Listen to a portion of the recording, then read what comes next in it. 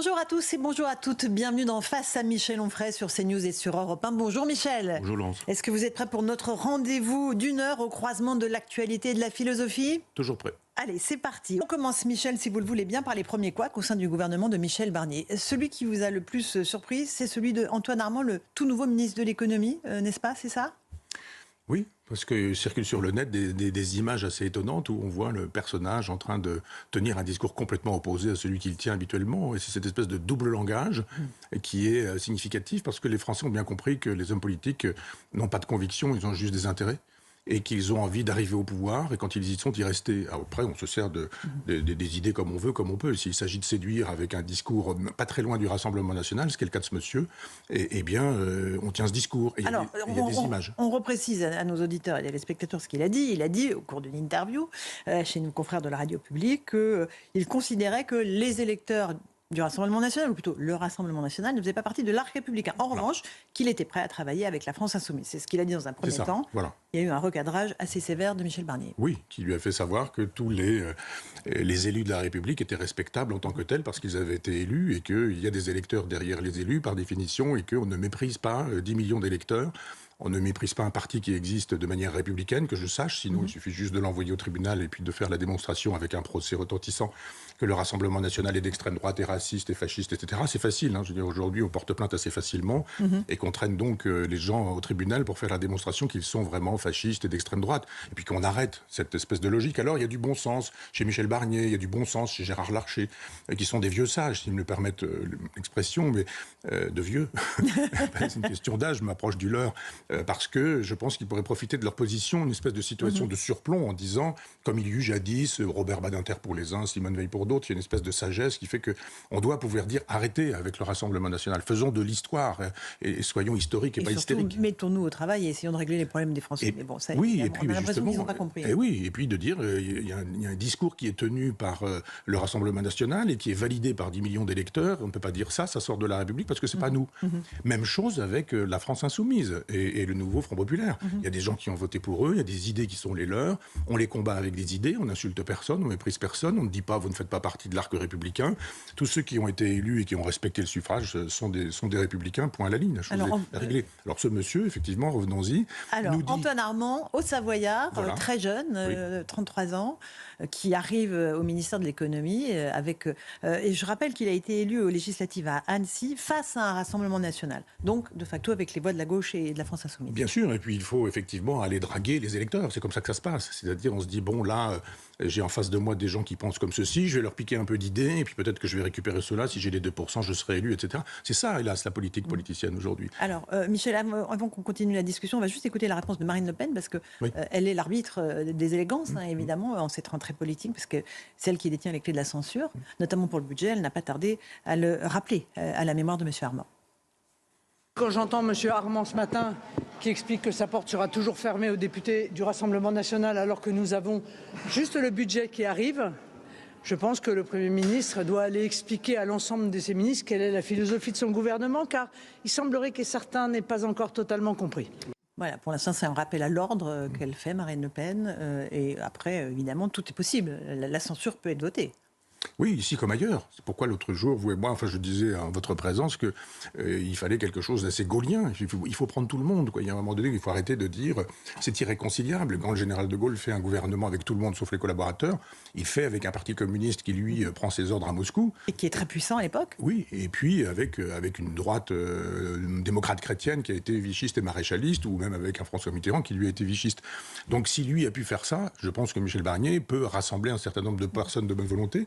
Et les gens attendent ça. Ils ont juste envie d'entendre des idées de Jean-Luc Mélenchon, mais pas seulement, du nouveau Front populaire. Probablement sur la question des retraites, probablement sur la question du social, par exemple, et puis sur la question régalienne. Ils ont envie d'entendre Marine Le Pen. C'est audible, ça, pour un Français moyen, de se dire, mais rassemblons-nous. La France est un pays de guerre civile, c'est quand même assez sidérant, quoi. Permanente, en fait. Permanente. La guérilla vous prenez les guerres de religion, vous prenez effectivement la Révolution française, qui oppose les révolutionnaires et les contre-révolutionnaires, mais aussi dans les révolutionnaires, les Girondins et les Jacobins. Et puis après, vous aurez les capitalistes au 19e contre les socialistes et les communistes. Et puis après, au 20e siècle, vous aurez Pétain et la résistance. Vous aurez ensuite les défenseurs de l'Algérie française et puis les défenseurs de l'Algérie autonome et indépendante. Après, vous aurez Mitterrand et Giscard à l'époque où Mitterrand était de gauche. Enfin, il y a une espèce de religion de la guerre, et non pas de guerre de religion, mais en France, et c'est intenable. On ne peut pas continuer à se couper en deux comme ça, être schizophrène au sens étymologique, parce que la France est ingouvernable. Si on commence à dire, moi je déteste la France des cathédrales, ou de dire, moi je déteste la France de la Fédération de la Révolution française. Il faut les deux. Et c'est avec les deux qu'on réussit à rassembler. Et regardons comment on peut créer des solutions communes. Alors moi, il y a quelque chose dans l'actualité aussi qui m'a marqué, Michel Onfray, c'est le fait que lors des passations des pouvoirs entre les ministres entrants et sortants, il y a eu beaucoup dans les discours, de passages sur la famille, qui parlait de sa grand-mère, qui parlait de sa mère. On va écouter dans l'ordre Éric Dupond-Moretti, Anne Genetet et la nouvelle ministre de l'Éducation nationale, Prisca Thévenot et Gérald Darmanin, et vous réagissez ensuite. Gabriel Attal et Michel Barnier ont évoqué leur mère.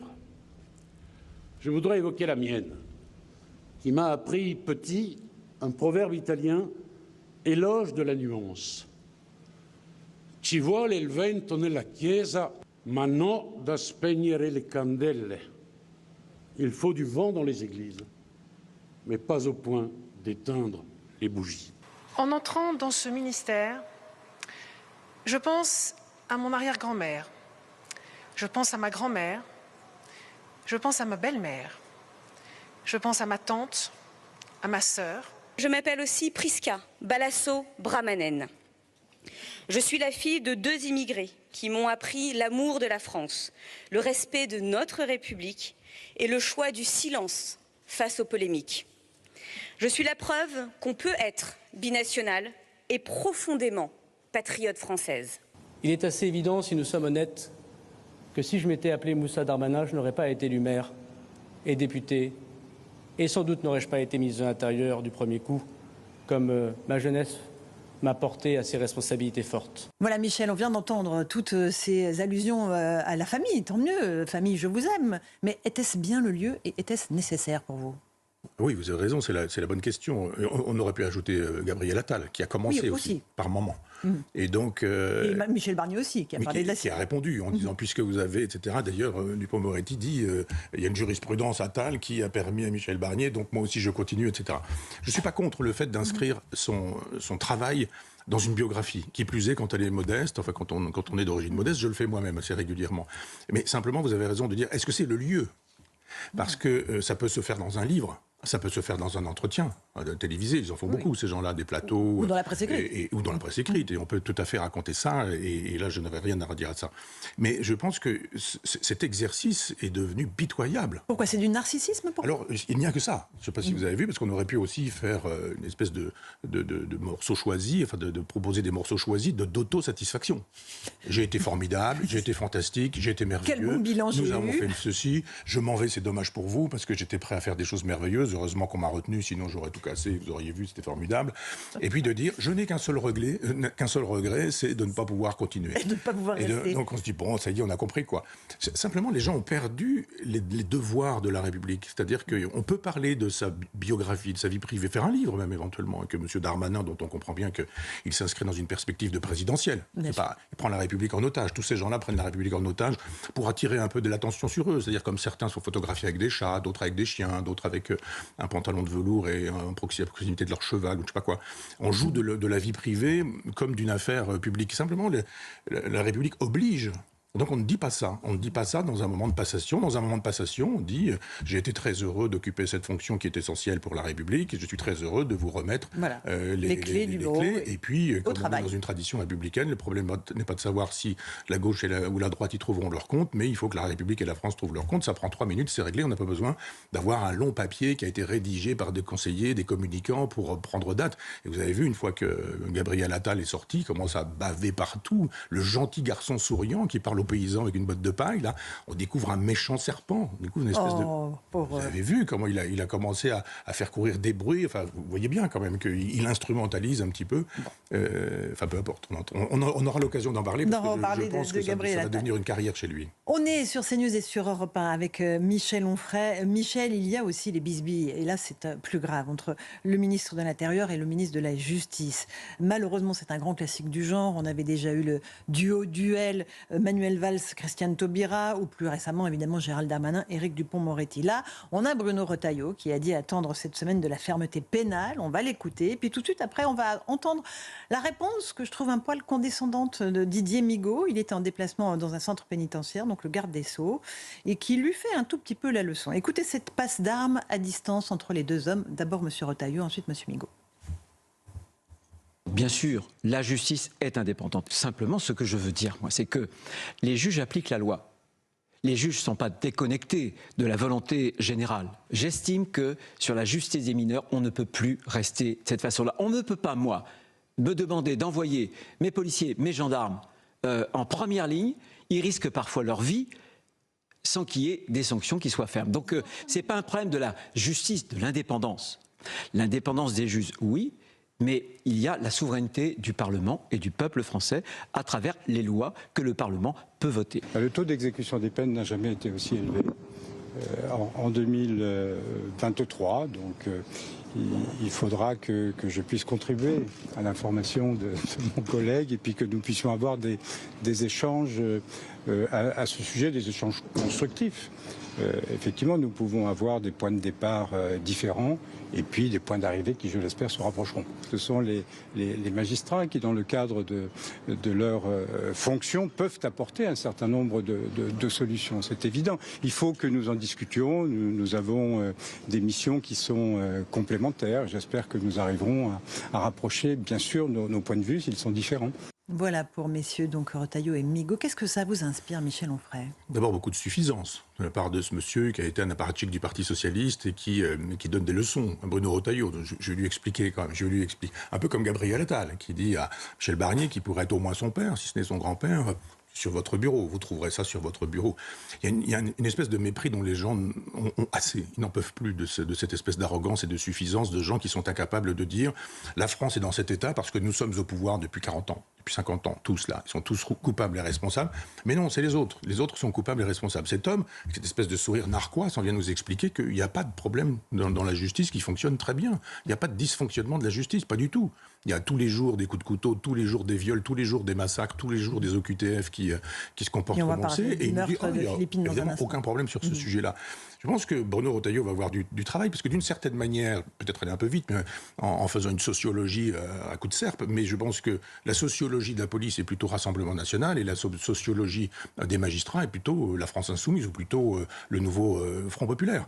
Et donc effectivement, on ne s'entendra pas tant qu'on aura des gens qui politiseront la justice, qui feront une justice de classe en disant il y a des gens de toute façon qu'on va avoir dans le collimateur, et ceux qu'on aura dans le collimateur, ce seront les gens de droite, les gens qui ne sont pas de gauche, parce que ça commence là, en fait, d'être droite, donc d'être extrême droite, de ne pas être de gauche.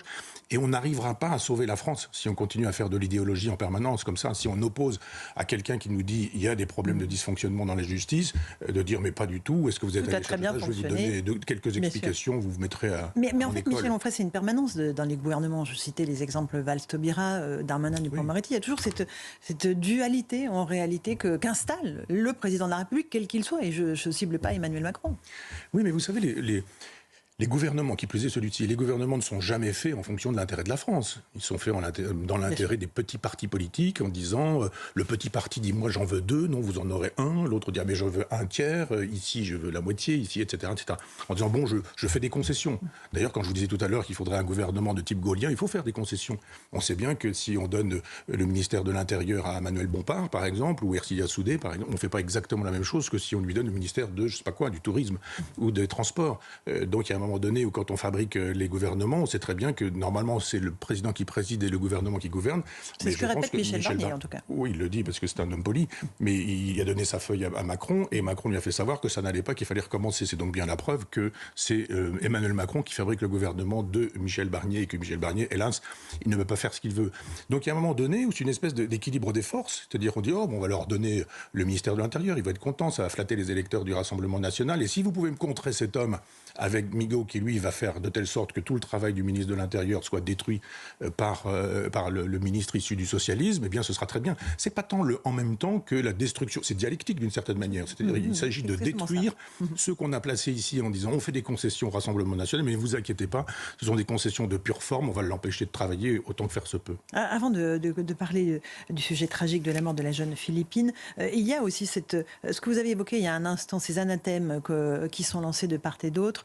On a entendu du côté de la gauche tout de suite ce gouvernement être taxé de racisme. Marine Tondelier a accusé le gouvernement d'avoir pour valeur clé le racisme et être anti-droit LGBT. Il y a Mathilde Panot aussi de la France Insoumise qui épingle les ministres opposés à l'époque au mariage pour tous, avec une mention spéciale pour Bruno Retailleau qui est de surcroît raciste pour elle. Écoutez-la.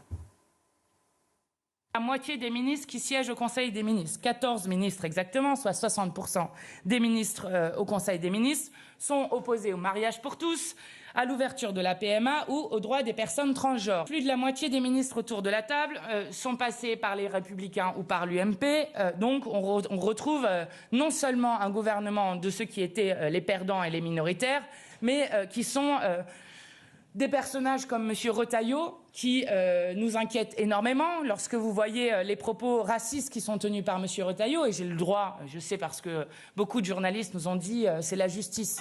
Oui, enfin j'ai le droit de qualifier un propos de raciste. Voilà, là c'est l'accusation de racisme pure et simple. Oui, ça ne gêne pas du tout ces gens-là de défiler avec le drapeau pro-palestinien, c'est-à-dire qui défend le Hamas, et d'estimer que quelqu'un qui aurait été opposé au mariage homosexuel serait éminemment dangereux pour la République.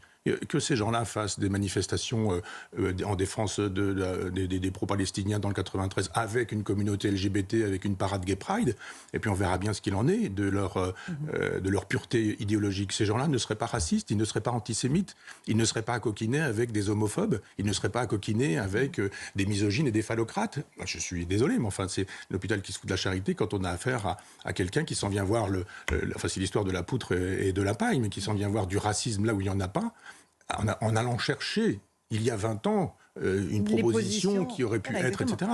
On a le droit d'être opposé. Moi, je suis pour le mariage homosexuel, mais je comprends qu'on ne soit pas d'accord. On n'est pas pour autant homophobe. C'est pas comme ça qu'on doit penser les choses. Enfin, il y a cette façon de... Vous avez vu, il y a une sorte de comptabilité. 14 ministres opposés au mariage sur 39. Oui. D'ailleurs, on ne fait pas 60%, ça, c'est pas très grave. Oui, mais elle parle des personnes trans. Je pense que 100% des gens qui défendent la Palestine, là, sont peut-être 90, on dira, sont homophobes aussi. Il faudrait questionner tout ça. Il faudrait faire un peu de sociologie et arrêter de croire que le mal est en face et il faut vraiment aller chercher le mal. On finit par aller chercher des choses qui ont été dites dans un journal régional il y a 25 ans, un entrefilé rapporté par un journaliste qui est mort depuis 10 ans et qui nous disait qu'un propos avait été entendu quand des gens buvaient un coup et que... Qu'est-ce que c'est que cette façon de... C'est du macartisme à l'envers ? Non, c'est du macartisme. Oui, enfin, à l'envers, vous avez raison, mais c'est une chasse aux sorcières. C'est-à-dire, il y a une interdiction aujourd'hui de penser et de réfléchir. On attaque le gouvernement si on veut, mais ceci dit, ces gens-là, ils sont en colère parce que les autres font ce qu'ils font eux aussi. C'est-à-dire qu'ils confisquent le débat en disant « moi, j'ai la vérité et vous êtes des fascistes, des salauds », enfin l'insulte pour caractériser ceux qui sont en face. Vous êtes tout ça. Voilà, jadis, ça s'appelait la loi contre les suspects. Je rappelle que pendant la Révolution française, si on était aristocrate, si on était prêtre, si on était croyant, si on était noble, etc., guillotine. Et puis la loi sur les suspects, c'est si vous ne montrez pas assez de zèle révolutionnaire. C'est-à-dire vous pouviez même être révolutionnaire. La preuve, on a envoyé Danton, on a envoyé tous les autres, enfin tous les Girondins par exemple. C'est-à-dire vous n'êtes pas assez zélé. Et si vous n'êtes pas zélé, c'est que vous êtes un fasciste, c'est que vous êtes d'extrême droite. Et on retrouve le propos de tout à l'heure quand je disais qu'il faudrait un jour vraiment débattre sur ce procès qui n'a jamais été fait du communisme par exemple, qui permet à tous ces gens de nous donner des leçons en disant qu'ils sont le parti de la résistance, qu'ils sont le parti de l'opposition, qu'ils sont de l'opposition à un tas de choses. Ce parti communiste a quand même été opposé avec Thorez et Van der Mesch aux homosexuels en disant que c'était des dépravés et qu'il n'y avait pas d'homosexuels en Russie soviétique. Ils étaient opposés à la pilule, le parti communiste à l'époque. Ils étaient opposés à l'avortement parce qu'il ne fallait pas que les femmes aient la possibilité d'avoir des comportements dissolus des femmes bourgeoises. Enfin, ils ont quand même oublié ça. Le parti communiste a quand même été très longtemps opposé à l'indépendantisme algérien. Je rappelle qu'en 1945, au moment de Sétif également, le Parti communiste français avec l'Humanité parle d'hitléro-gauchiste, hitléro-trotskistes, pardon, pour qualifier les indépendantistes. C'est-à-dire, à un moment donné, ces gens qui n'ont pas le sens de l'histoire, on devrait pouvoir leur donner quelques leçons, puisqu'apparemment, il n'y a que M. Migaud qui se propose pour donner des leçons d'histoire.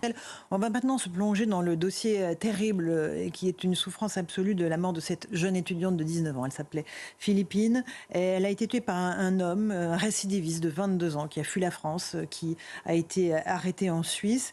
22 ans, donc déjà condamné et incarcéré pour le viol d'une autre jeune femme en 2019. Clandestin marocain en situation irrégulière sur le sol français, tout juste libéré d'un centre de rétention sur décision d'une juge de la liberté et de la détention pour être hébergé dans un hôtel en attendant son expulsion qui n'a pas pu avoir lieu. Il a été libéré le 3 septembre, il a violé et assassiné Philippine le 20 septembre. On va écouter d'abord les réactions des proches, des amis de Philippine, puis on va se poser toutes les questions qui tournent autour de ce dossier terrible. Vraiment, je lui souhaite de reposer pleinement en paix, parce que c'est tout ce qu'elle mérite, parce que c'était une fille absolument adorable et intelligente et belle. Et quand on sait tout ce qui lui attendait derrière, c'est dur. C'est vrai que cette semaine, on avait envie de hurler notre colère, mais en même temps, on est complètement impuissant. Cette jeune fille, elle méritait vraiment pas ça, et cette famille, c'est terrible pour cette famille. On travaille dans le quartier et on était obligés de venir parce que c'est pas anodin, ça peut arriver à tout le monde et vraiment puis c'est vraiment très émouvant le monde qu'il y a eu pour Philippine, c'est très dur. Nous avons voulu venir aujourd'hui, bien sûr pour nous recueillir auprès des parents de Philippine, mais surtout également pour leur demander pardon. Pardon au nom des Français. Je suis citoyen français, nous n'avons pas su protéger Philippine. Et j'espère que cette cérémonie, qui était très priante aujourd'hui, pleine de recueillement, va aider les gens à comprendre un petit peu qu'il faut que certaines choses changent. Michel, on vient d'entendre ces témoignages de proches, d'amis de Philippine. Qu'est-ce que ça vous inspire tout de suite comme réflexion ? D'abord de la compassion pour tous ceux qui sont concernés personnellement par la mort de cette jeune fille. Et puis ensuite, cette idée qu'il y a des façons différentes d'aborder la question. Et vous avez à gauche ceux qui nous disent c'est un fait divers. C'est juste un fait divers, arrêtez avec ça. CNews est coupable et responsable, vous en parlez en permanence, c'est vous qui faites du buzz là-dessus. Et c'est pas bien, c'est pas beau, c'est comme ça depuis toujours, ça a toujours existé, etc. Puis de l'autre côté, vous avez ceux qui disent non, c'est pas un fait divers, on dira plutôt la droite, c'est un fait de société. Moi, je me permets de faire un travail philosophique en disant que peut-être c'est un fait civilisationnel et que vous avez toujours la même sociologie chez ces gens-là. On va dire au QTF, pas au QTF, aurait-il dû, mais oui, mais il aurait fallu, mais pour ça il aurait fallu qu'on demande à l'Algérie, mais on ne l'a pas demandé, et puis c'est toujours les débats qu'on a. C'était le Maroc qui en l'occurrence avait accepté de la récupérer, mais ça est arrivé trop tard, il avait déjà été libéré. On a le nez dans le détail du problème et que finalement quand on entend, je ne vais pas dire tous les jours, mais toutes les semaines, qu'il y a quelqu'un qui, au QTF, etc., c'est toujours le même profil, sociologique et civilisationnel. Je veux dire que quand on est éduqué, comment devient-on ça ? Comment devient-on ce monstre ? Moi, je pense qu'il y a effectivement des gens qui disent non, il n'y a pas de monstre, c'est pas vrai. C'est une espèce d'idéologie gauchiste en disant il n'y a pas de monstre, sauf ceux qui votent pour le Rassemblement national, bien sûr, mais si, il y a des monstres. Parce qu'il y a des gens qui sont plus ou moins bien éduqués. Si vous êtes éduqué comme un petit garçon, et je pense à la tradition arabo-musulmane, je dis arabo-musulmane, tradition arabe, pré-islamique, chevaleresque, puis on ajoute l'islam, c'est-à-dire à partir du 7e siècle de notre ère. Si on vous explique que vous êtes un garçon, que vous êtes la virilité, que vous êtes la puissance, que les femmes sont secondaires, que les femmes sont des choses et des objets. Je rappelle qu'il y a dans le Coran un verset qui nous dit très précisément qu'une femme c'est comme un champ et qu'on peut les labourer, du verbe labourer, le labour, quand on veut, comme on veut et selon ses désirs, etc. Vous avez la possibilité de dire mais la voix d'une femme n'est pas la voix d'un homme. Dans le Coran c'est précisément dit, c'est-à-dire les témoignages ne sont pas égaux. Vous avez une espèce de civilisation où on vous dit la virilité elle doit être démonstrative, la violence elle est formidable, etc. Quand vous avez été éduqué comme ça et que vous êtes dans la frustration sexuelle, qu'est-ce que vous faites ? Vous prenez, vous tuez, vous massacrez, c'est ainsi. Mais il n'y a pas d'automaticité. Non, je ne dis pas qu'il y a d'automaticité. Non, mais c'est important de le dire. Je ne dis pas que en aucun cas, tous les gens qui sont élevés comme cela aboutissent à cela. J'ai dit l'inverse. Je n'ai pas dit tous les gens éduqués comme ça sont ainsi. J'ai dit tous les gens qui sont ainsi ont été éduqués comme ça la plupart du temps. Parce que, la fameuse phrase qu'on utilise en permanence d'Albert Camus, un homme ça s'empêche, on n'a pas empêché les garçons d'être viriloïdes. dans une société phallocrate et misogyne, clairement revendiquée comme telle. Alors là, pour le coup, les féministes, on les voit plus, on les voit pas, jamais. À chaque fois qu'il y a un crime de ce type-là, on fait plus la sociologie du crime. C'est simplement le patriarcat, mais quand il s'agit de... C'est un féminicide, je veux bien que... Oui, c'est ça. Donc il y a un moment donné où il faut dire, mais quand les gens ont été éduqués comme ça, les garçons, et qu'on ne leur oppose rien, puisque c'est la 8e merveille du monde, le garçon, et que la fille, on se dit, bon, bah tant pis, si t'as une fille, t'attendras un garçon qui viendra, il faut lire les textes, très précisément, comment les choses sont dites. Et il y a un moment donné où vous êtes fabriqué. Moi qui suis athée, je suis un judéo-chrétien. Je suis produit par ma civilisation avec la culpabilité, avec etc., etc. Et puis nous avons, disons, 1000 ans de culture, qui ont affiné le texte évangélique avec des pères de l'Église, avec la scolastique, avec des philosophes. Et le texte n'est plus resté le même. Le Coran propose une vision qui est chevaleresque, qui est tribale, qui est ethnique et qui date du 7e siècle. Qu'il y a eu à l'époque des considérations sur les femmes qui étaient celles-ci, on le comprend bien. Est-ce qu'on pense qu'on doit toujours pouvoir vivre selon ces principes au 21e siècle ? Bon, ça c'est la question qui concerne ce meurtrier présumé. Il y a beaucoup de questions aussi qui se posent sur notre système judiciaire. Oui. Il y a la question d'abord de la récidive, Michel. Le fait que l'incarcération ne permet pas de corriger les déviances de ce type de personnage. Je rappelle qu'il était mineur quand il a commis son premier viol.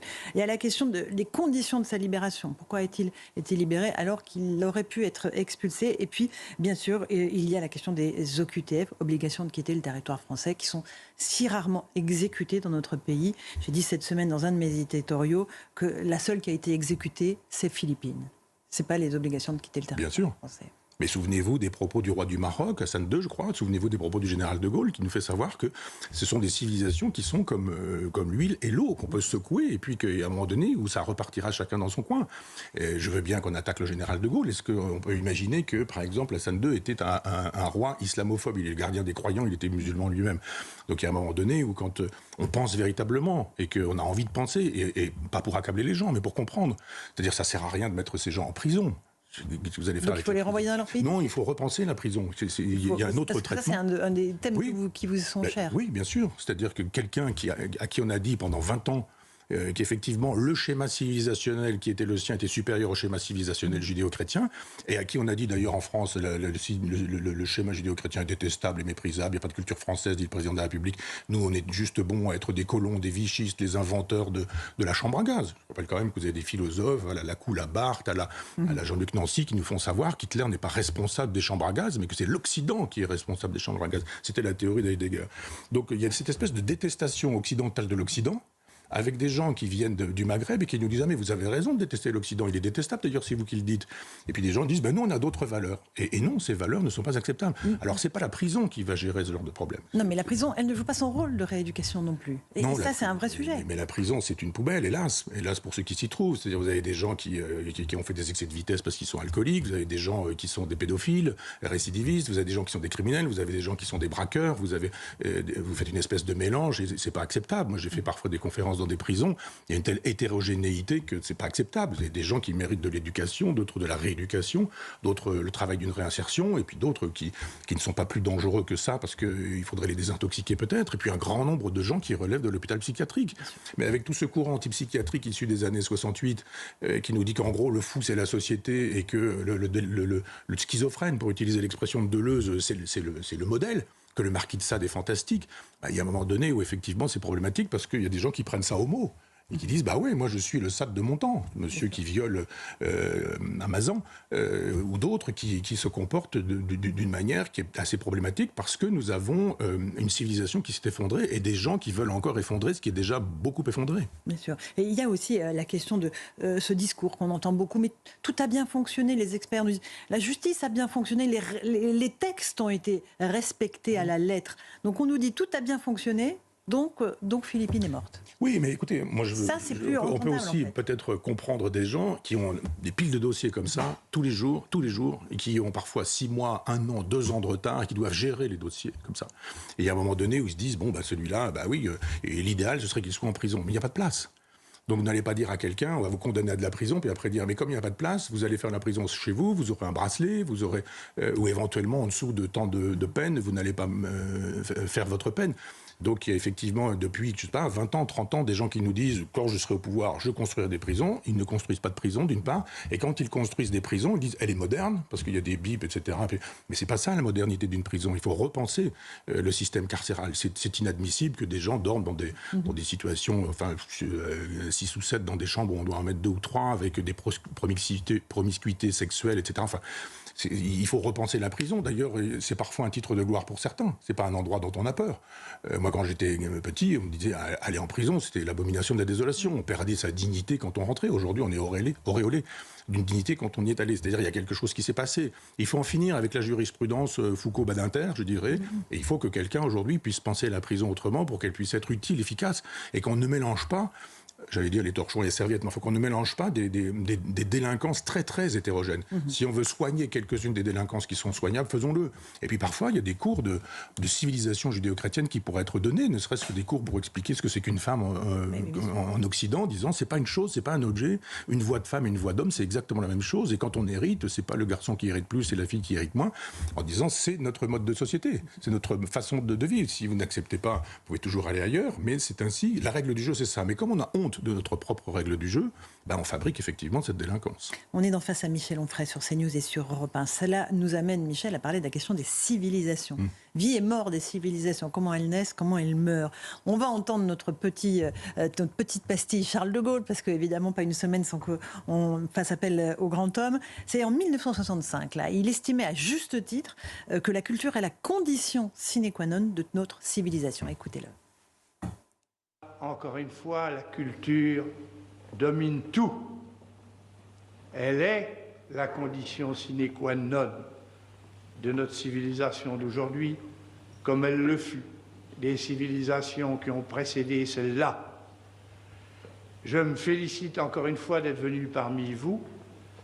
J'en emporterai d'abord, au point de vue général, le sentiment d'une création et l'évidence d'une innovation, par conséquent quelque chose d'émouvant et d'encourageant au possible. Voilà pour le général de Gaulle, que l'on voit, et je le dis pour nos auditeurs, juste aux côtés d'André Malraux, évidemment, son ministre de la Culture. Un pas devant, mais juste l'ami derrière. Il le dit à un moment donné, dans ses mémoires, il dit « cet ami génial que j'ai toujours à mes côtés ».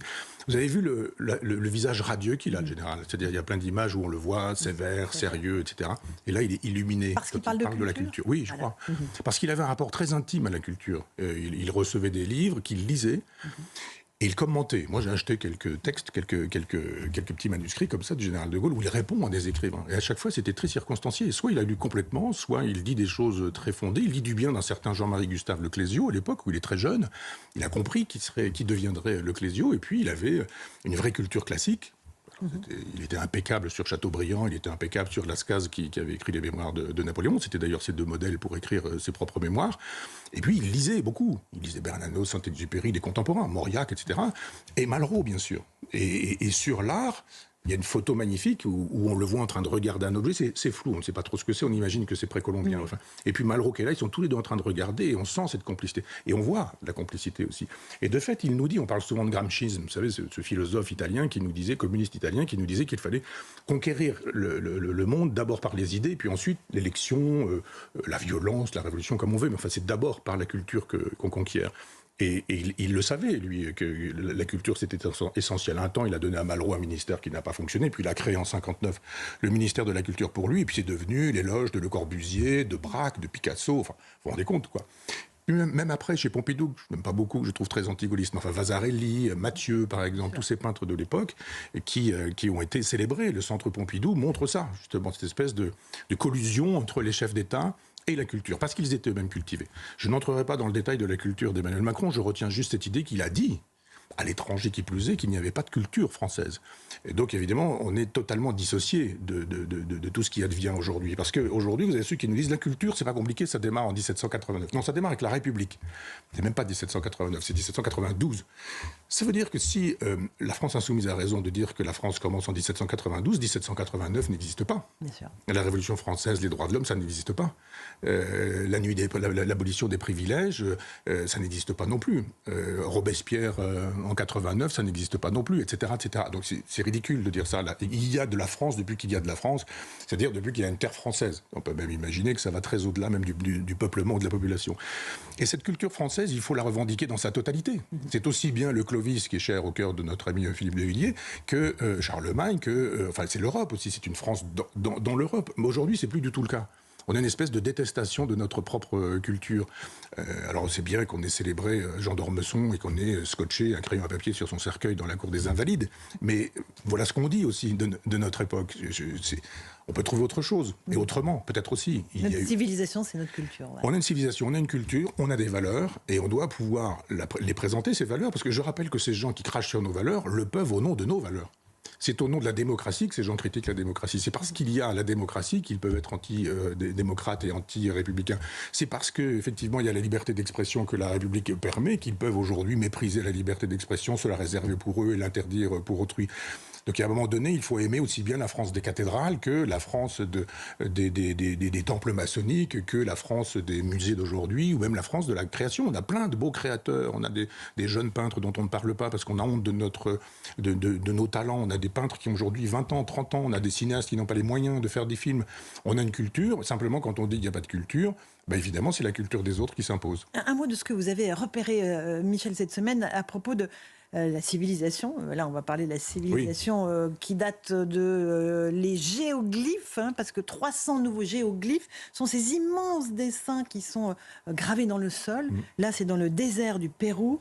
Et grâce à l'intelligence artificielle, il y a près de 300 de ces dessins qui ont été découverts. Les scientifiques, notamment des scientifiques japonais qui ont fait cette découverte, disent qu'il aurait fallu un siècle, sinon pour arriver à cartographier l'ensemble, l'étendue de ces dessins. Ça, c'est une application pratique et positive de l'intelligence artificielle. Oui, on parlait du général de Gaulle tout à l'heure. Quand vous disiez, il dit à telle époque, etc. Mais dès les années 30, il est soucieux de la civilisation, il est soucieux de la culture. Et quand il pense l'invasion des nazis en France, il pense en termes mécaniques et en termes civilisationnels. Donc Malraux, lui, il invente une espèce de réflexion géniale sur l'art et sur les civilisations planétaires. Planétaires, pour le coup. Il ne dit pas, il y a juste une civilisation judéo-chrétienne, les autres sont inférieurs. Il dit, il y en a plein, il y en a de multiples. Et cette civilisation, effectivement, elle a créé des dessins qui ne sont visibles que du ciel. C'est-à-dire qu'évidemment, il a fallu attendre l'aviation pour qu'on puisse dire, mais il se passe quoi ici? On a des dessins qui sont visibles du ciel et on voit des oiseaux, des humains, des bestioles, etc. On dit, mais qu'est-ce que c'est? Et je pense qu'on n'aurait pas pu voir ces choses-là s'il n'y avait pas une intelligence artificielle. C'est-à-dire même pas dans un siècle. C'est l'intelligence artificielle qui fait un travail de tri. C'est-à-dire que ça se passe comme ça aussi avec la médecine. Si vous avez une radio, hélas, avec un cancer du pancréas, vous avez quelqu'un qui va regarder la radio, il va dire, il y a ceci, il y a cela, etc. Si vous avez une intelligence artificielle, elle va regarder la totalité des radios qui seront mémorisées quelque part, et immédiatement, l'intelligence va faire un travail de recoupement et va vous donner des informations en disant, il y a déjà eu ce type de cancer, il y a déjà eu tel type de soin, il a été efficace, etc. Aucun homme le plus intelligent qu'il soit ne tient pas la route là-dessus. C'est-à-dire que le regard d'un homme très intelligent est inférieur au regard d'une machine qui va regarder 10 millions de cas sur ce sujet. Donc aujourd'hui, vous avez la possibilité de filmer un endroit que vous ne comprendrez pas, même vu d'avion, et l'intelligence artificielle va montrer la totalité des figures qui sont susceptibles d'être lisibles. Vous avez plein de choses qui ne signifient rien, puis à un moment donné, on va vous donner 10 images, et on va vous dire, vous avez vu ici, vous avez un poisson, vous avez, etc. etc. Alors, il n'y a pas que des applications négatives de l'intelligence. Non, mais l'intelligence artificielle, c'est comme un couteau. Vous pouvez tuer quelqu'un, vous pouvez couper une pomme. C'est-à-dire que vous pouvez faire des choses formidables avec l'intelligence artificielle. La preuve.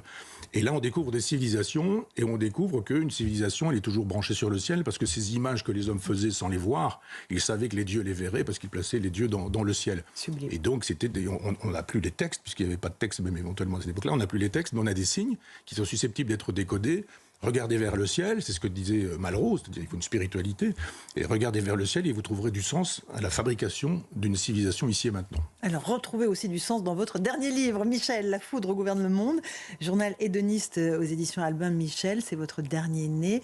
Alors, c'est une phrase d'Héraclite, oui. La foudre gouverne le monde. C'est un journal de l'hédonisme, vous n'en avez pas fait depuis un moment, pour prouver que vous êtes toujours hédoniste et toujours de gauche, Michel Onfray, c'est ça? Oui, parce que ce sont des textes que j'associe comme ça régulièrement, puis à un moment donné, mon éditeur me dit, t'en es où? Je ne sais pas, je vais regarder. Puis en fait, j'avais matière à 2 journaux hédonistes.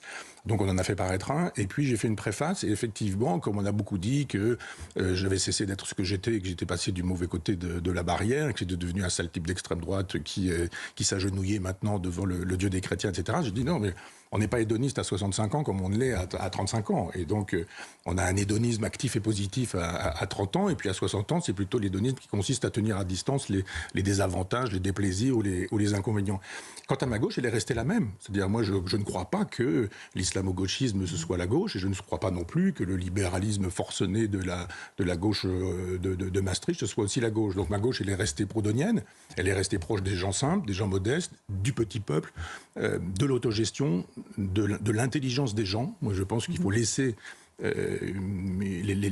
l'intelligence travailler là où elle travaille. L'autre jour, on a fait, vous et moi, un sujet sur Duralex, en disant, mais regardez, le génie des ouvriers, le génie des paysans. Ils reprennent leur entreprise. Voilà. C'est le génie des paysans, le génie des artisans. Enfin, et cette gauche-là, pour moi, elle suppose un peuple génial qu'on étouffe aujourd'hui. Et si on sollicite le peuple, la plupart du temps, on est toujours heureux de voir qu'il a gardé une intelligence qu'on méprise un peu beaucoup aujourd'hui, d'ailleurs, en traitant tous les gens qui sollicitent cette intelligence de populistes.